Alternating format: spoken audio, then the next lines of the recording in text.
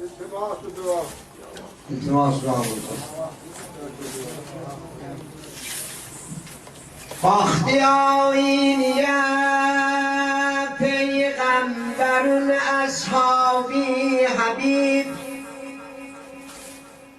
ağarıp gördü muhasen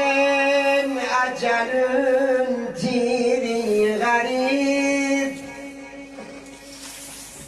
geldi bazara henaldi bakıp dikkat ile doludur eslehe bazar görüp millet ile hamı serneyze alır xencer alır sürat ile geldi kardeşliği Müslim pozulan halet ile yine aya bu ne devadi Habib aldı haber